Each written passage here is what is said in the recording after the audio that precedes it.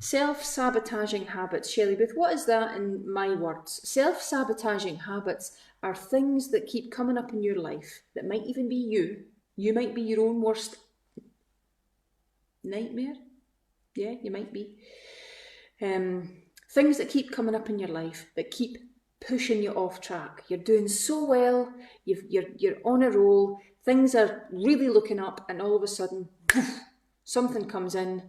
It could be anything. It could be a financial pressure, it could be a relationship pressure, it could be something in your job, and it knocks you off kilter. And what that does is it breaks your positive patterns of behaviour and makes you regress. And when you regress, you gain weight. Generally, you gain weight, you feel like shit. There will be swear words in here, by the way, so if you've got any kids and stuff, maybe distance yourself. You need personal space for all this stuff anyway, if you can get it. Put your earphones in or your earpods or whatever. So, yeah, makes you feel like shit. Gain weight, you get moody, you get irritable. And when you're irritable with yourself, you're irritable with everybody, aren't you? And all of a sudden, your problems seem to spiral out of control, and you think you've got the world on your shoulders. How many people have felt like that? Over and over and over again. It's something I see in you.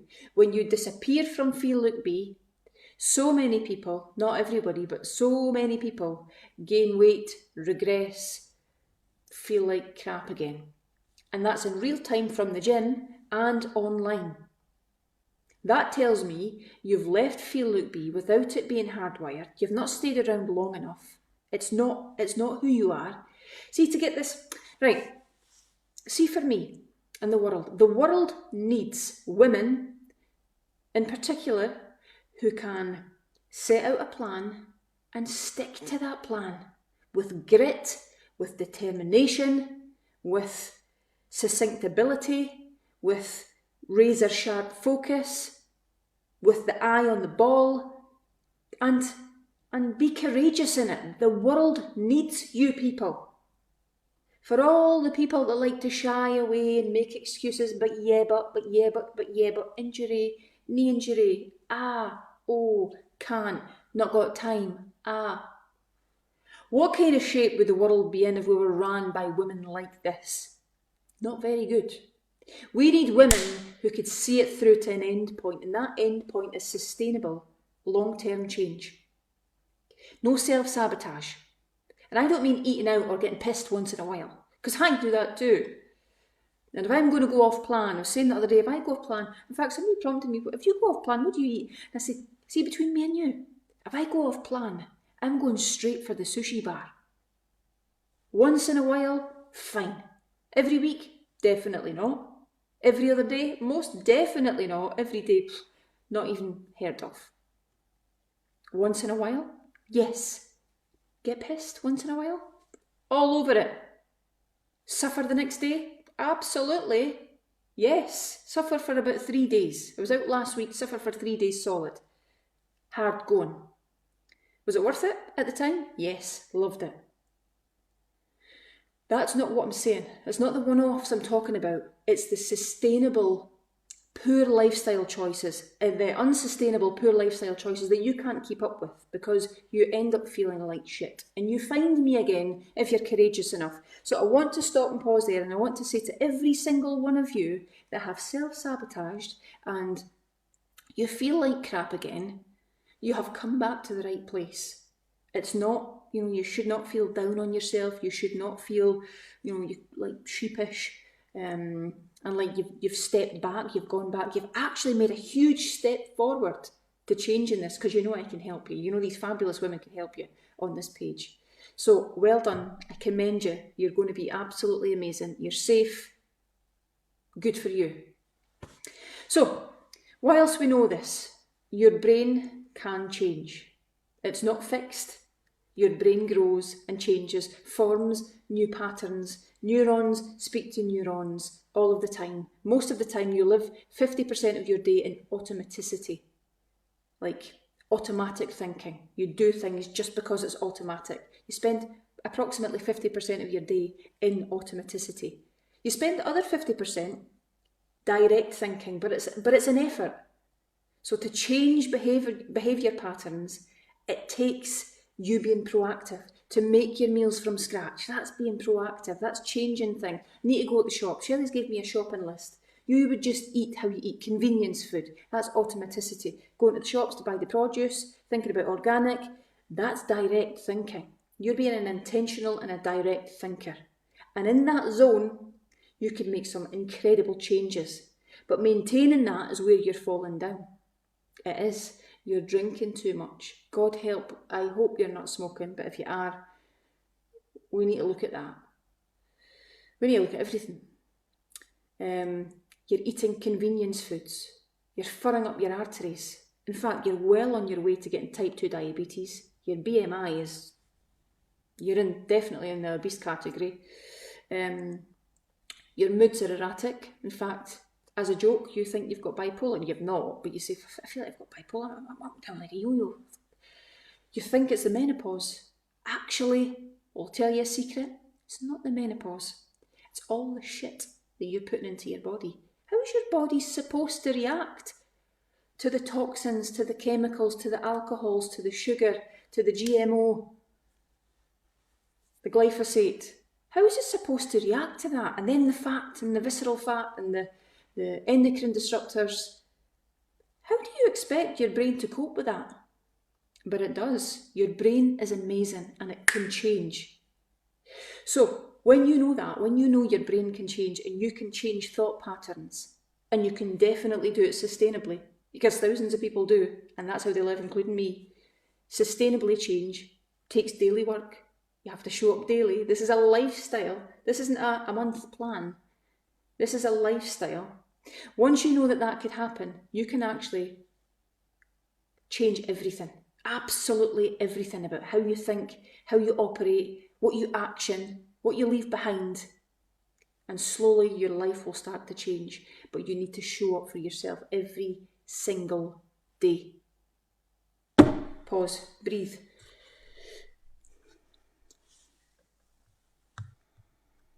Here's the biggest culprits, the biggest problem, grain. When you go back to grain, bread is very, very addictive. It's designed to be addictive. It's changed the biology, the biochemistry of wheat. It's genetically modified. It's full of chemicals, but it's actually an appetite stimulator. You want more. So when you go back to bread, it's game over, isn't it? Yep. And when I say bread, I mean wheat. I mean pastas and cereals and cakes and biscuits and waffles and vol-au-vents, because your fingers were in the vol-au-vent tray at that last party. You thought, Shelley Booth, who even is she? And then a couple of months down the line, Shelley, do you mind if I come back? Absolutely no, and you get wheat. Alcohol. A lot of people have a problem with alcohol because you're stressed. You're in a stressed state a lot of the time. So as soon as you get in, you crack the bottle open or pop the cork and away you go with the wine. And you think one wine a night is okay. 2 wines, fine, weekend, we're going for it. And all of a sudden, when you tally up all the wine that you've had over the month, you would scare the shit out of yourself if you actually thought about it, wouldn't you? In terms of liquid, in terms of litrage, you'd go, ooh, am I drinking that? So you're going to try and minimise that, for sure. In fact, I would rather you stopped it for the month. There is no wheat on that meal plan. Sugar. Sugar is one of the biggest toxins that you can ever eat, but it's hugely, hugely addictive. So is high fructose corn syrup. High fructose corn syrup is in all the convenience food that you've been eating. It's hugely addictive. It rots your teeth, it rots your gut, it rots you, it rots your mind. It does. But when you start it again, trying to break that sugar addiction, it's hard. My opinion, my advice, go cold turkey. Don't narrow it down to a couple of Mars bars a day. 0 Mars bars a day. None. Suffer the withdrawal. Be a woman, stand up and go, no, no wanting them. You've got the strength to do that. You've chosen not to. Sugar.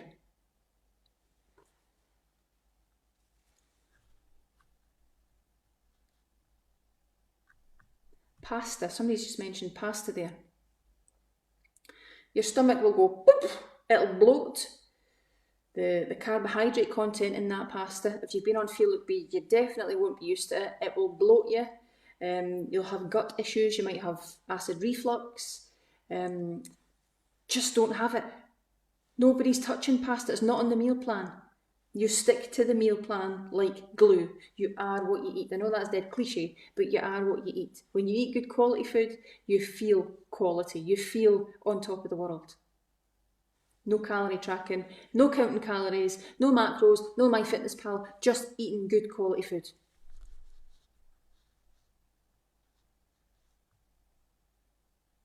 What happens then if your partner is like, no, I'm not doing Shelley Booth's plan, piss off. That's real, isn't it?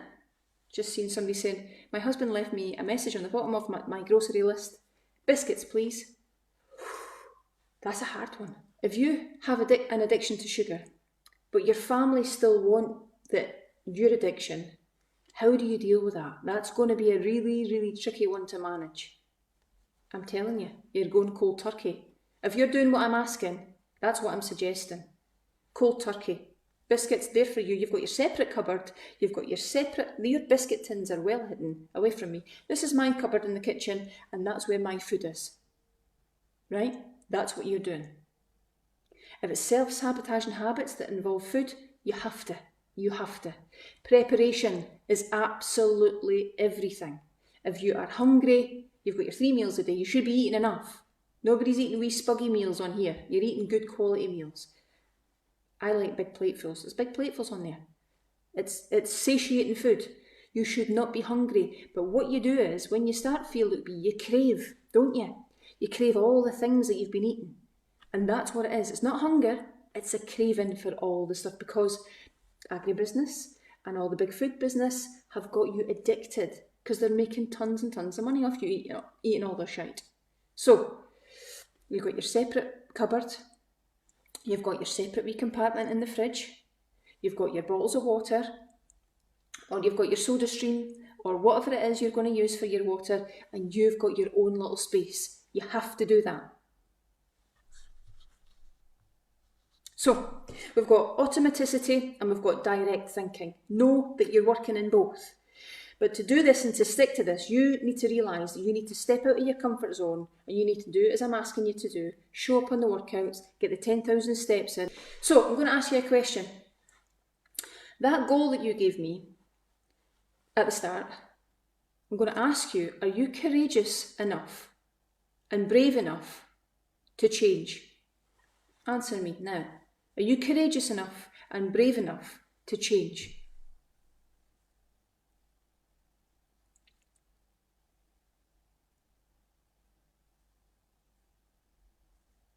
I want to see.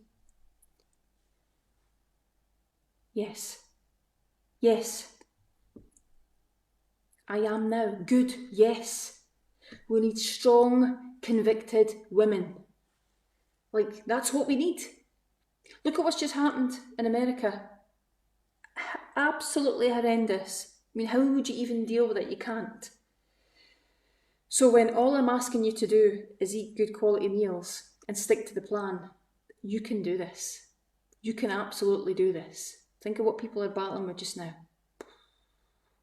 Perspective all the time. Right, second thing I want you to do. For everything that happens in your day that's negative or it's shitty or somebody has, pissed you off or whatever it is, you are going to turn that into a positive any way you can. Whatever it is.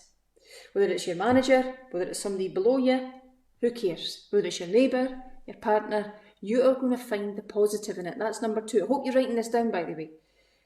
Spin it, find the positive in absolutely everything. I was out in Dundee, and if you were at the Ibiza Orchestra in Dundee, people can be really, there's nothing queerer than folk, right? Never a truer word spoken, by the way. My wee lad's going through some stuff at school and I'm trying to explain, you know, Leo, adults are like that too. Adults are exactly the same. This is just preparing you for the bigger picture out there in the big bad world. People can't be happy for you. When you are successful, or they deem you to be successful, looking in, a lot of people will not like the changes you've made, will not like the impact you're having on your own life, never mind anybody else's life. I mean, if you're creating service and significance and you're making a positive impact in people's lives and you are a somebody in their eyes, loads of people will not like that. Loads of them. And they don't hide it either. I was like, ooh, shit, you're scary. And people know that you're in the public eye, so they think you can't do anything. Hey, you're like, hands are tied behind my back. I've still got a forehead though, so you just watch what you're doing. That's how it is. And that's how it's going to be for a lot of you when you're making really positive changes and you're being really, really successful and you think everybody's going to be happy for you. Not everybody will be. And that could be a self-sabotage trigger too. Might be the partner. Might be the sister. Sisters could be funny. Sisters are funny buggers. I don't have one. I wish I did have one. But sisters, you could lose 5 stone and your sister might not even say a peep. She'll be like, hiya, how are you doing? You go, oh, I feel brilliant. Great. And you put your hands out like that as if to say, look at the weight I've lost. And she'll go, how's Jim getting on? And you're like, eh? That's my sister. Like, how could she be like that? And that could be a trigger for you. You might go straight to the biscuit tin because you're emotionally connected and you're not getting the support from people that are supposed to love and want to support you. So if that's your self-sabotage thing, as people in your family or people in your space, I suggest you're going to have to distance yourself a wee bit. If that's your partner, well, that's going to be tricky and it's going to be hard to manage, but it's doable. So create a bit of distance and space. Make sure you've got personal time to listen to these lives, and also you need to walk. See, when you feel all these things, and I'm talking about sugar, I'm talking about alcohol, I'm talking about smoking, I'm talking about partners and influences. When you're feeling the pressures of all these things, the one thing that is going to help you is walking. Walking is your biggest saving grace for mental health. I promise you that. Whenever you feel anything like that coming on, you get for a walk. You might think, well, it's like midnight. Fair enough, maybe not midnight. But if it's doable, get out there for a walk, get your earphones in if it's lighty and bright, and listen to the live, go over it, think, right, am I brave enough? Am I courageous enough? She's goading me, she's pushing me to think, come on then, are you brave enough? If the world needs people like us, then let's bring it then. If I've got to fix me to fix other people, I'm bought into that. I'm completely bought into that, me. I really am. Personally, my business, I want to help you be the best you could be. Imagine if you were the best you can be. Imagine what could happen. No more self-sabotaging. What happens when your child sees you self-sabotage? Listen to this. I was in Tenerife a few months ago. Never drink in front of Leo, I never drink in the house. Like, I'm not a big drinker, I used to be, but I'm not anymore. But when I do drink, I do drink. You know, I'm packing it away, because I think the night's great, you don't want the night to end, and all that stuff, and I get excited, and I get giddy, and whatever. And Leo, I think I mentioned this to you, Leo said, Mum, I didn't like last night, you were drunk. I said, I was drunk, you know, when you do all that. I was drunk. I'd had a few drinks, right enough. No, Mum, you were drunk. You were rubbing my head saying, are you okay, son? And he was doing it on my head and it was dead rough. And I says, was it that rough, son, was it? He says, yeah, I didn't like it. That's a wee example. Imagine if I was to do that a lot and he was in the house with me, or he was to see me binge eating, or he could hear me in the toilet spewing up my food, or he seen me smoking. What do these wee laddies and lassies think? What do they think when they see us doing all this stuff? I say, Leo, that's just a wee introduction into the world. This is me. I said, I don't do it, you know that. And I was trying to rationalise it for him. I says, but it does go on. I said, so it's just a wee bit of reality. I know you don't see it. But if it was to happen all the time, We're infiltrating these wee minds and these wee bodies with every communication that we've got. So if you are not important enough for you right now to do it for you, then do it for them, and in turn you will be doing it for you. And before long, you'll be on this hamster wheel of losing weight, feeling great, confidence through the roof, seeing your pictures, my God, I'm seeing my body change, I'm feeling energy that I've never felt for years. So you started to do it for them, and all of a sudden, you're doing it for you. You might not even know that you're a priority right now for everybody else around you. So that is the beauty of FLB. If it's not you right now, do it for somebody else. But in time, when you commit to the plan, you're going to see that it's totally for you, and your self-sabotaging habits will start to change. Now, we're going to get into the real nitty-gritty of self-sabotage as the month goes on, and give you real strategies and thought-provoking interventions to actually help you through this, because you can't keep doing it because you feel like shit, and I want to help you. So there we go.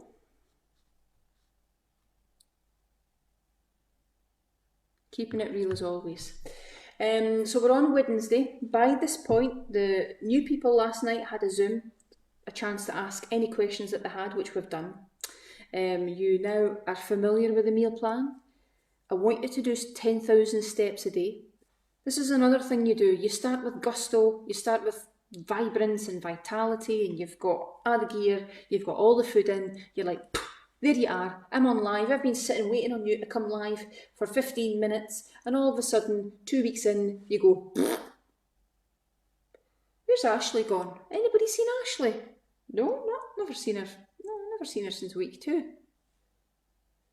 I don't see you on the workouts. I don't see you watching on the lives. You've done that thing again, haven't you? In and out and in and out. I'm suggesting that you commit to this. I'm suggesting that you actually, for once, be convicted to something. Go, I'm seeing this through. I'm starting strong, I'm ending strong, and I'm going to prove to myself that I could do this.